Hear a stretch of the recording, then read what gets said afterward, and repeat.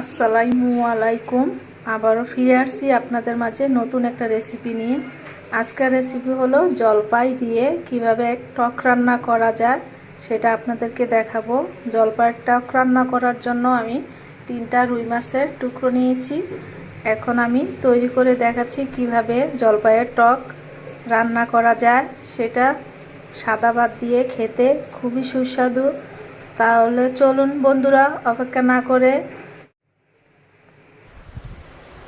প্রথমে আমি মাছটা ভেজে নেব।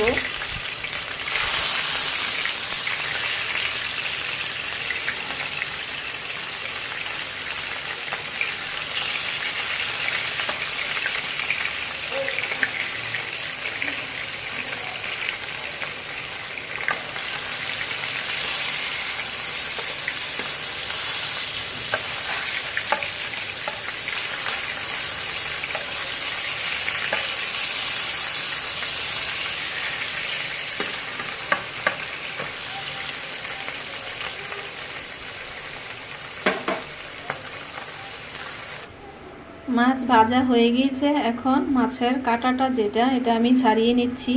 না হলে টকের মধ্যে দিলে কাঁটাটা থাকলে খেতে ভালো লাগবে না, গলায় বাজতে পারে। তার জন্য আমি কাঁটাটা ছাড়িয়ে নিচ্ছি। আমি একটা পাত্রতে 1 লিটারের মতো পানি বসিয়ে দিয়েছি। এখন আমি কাঁচামরিচ পেস্ট কেটে রেখেছিলাম, এটা দিয়ে দিলাম। 5-6টা কাঁচামরিচ, একটা পেস্ট দিয়েছি। আর জলপাইটা আমি ধুয়ে কেটে নিলাম, এটাও দিয়ে দিচ্ছি।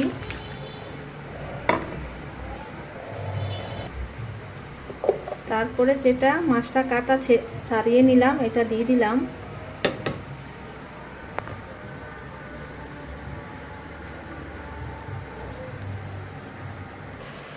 পরিমাণ মতো লবণ দিয়ে দিলাম। 1/2 চা চামচের মতো হলুদের গুঁড়া দিয়ে দিলাম। 1/2 চা চামচের মতো ধনিয়া গুঁড়া।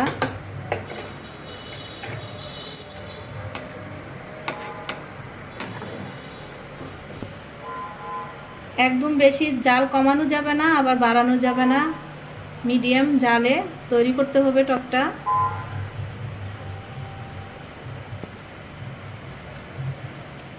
এই টকটা যারা ডায়াবেটিস তাদের জন্য খুবই উপকার। আপনারা বাসায় ডায়াবেটিসের রোগী থাকলে এভাবে তৈরি করে দিবেন।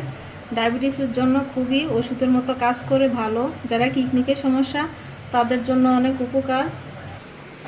এই টকটা রান্না করতে আপনার বেশি সময় লাগে না, 15 মিনিটের মতো টকটা রান্না হয়ে যায়। এই টকটা ভাত দিয়ে খেতে খুবই সুস্বাদু। এই টকটা দিয়ে খেলে আপনারা ডায়াবেটিস, হার্ট, লিভার অনেক ভালো থাকে। এখন আমি টকটাকে ডাউলের যে ঘুটুনি আছে এটা দিয়ে আমি ঘুটে নেব।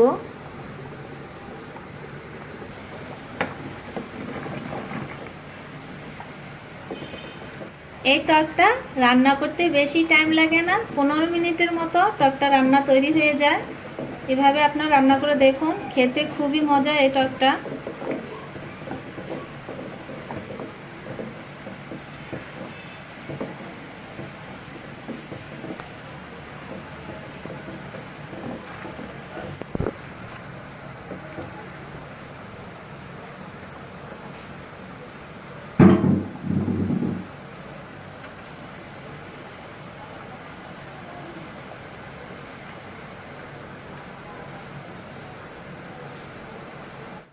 এখন আমি টকটাকে রসুন দিয়ে বাগার দিয়ে নিব।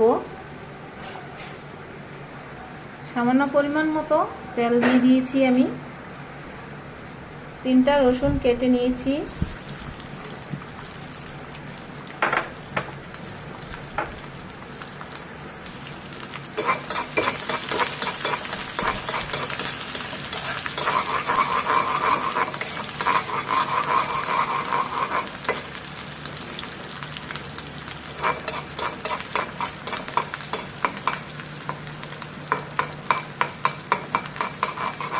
রসুনটা যখন বাদামি কালার হবে তখন আমি টকে দিয়ে দিব।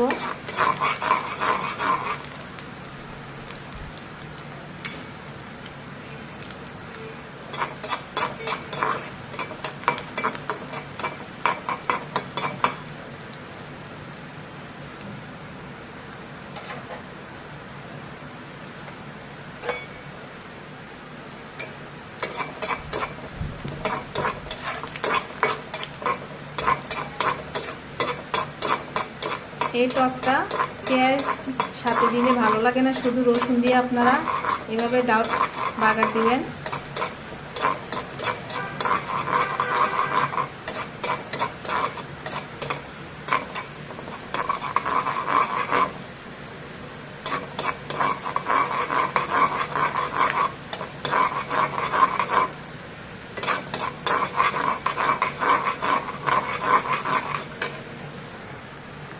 এখন রসুনটা বাদামি কালার হয়ে গিয়েছে, আমি এখন টকে দিয়ে দিব।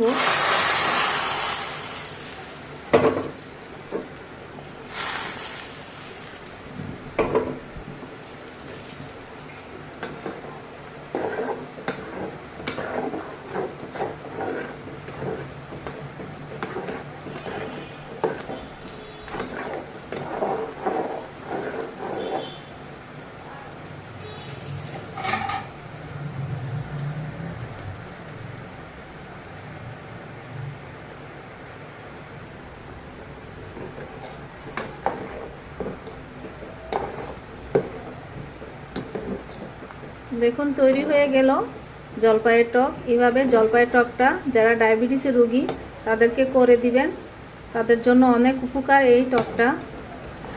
আমার ভিডিওটার মাঝে আপনারা থাকার জন্য খুবই ধন্যবাদ। আপনারা সুস্থ থাকুন, ভালো থাকুন। আজকের মতো বিদায় নিচ্ছি। আল্লাহ হাফেজ।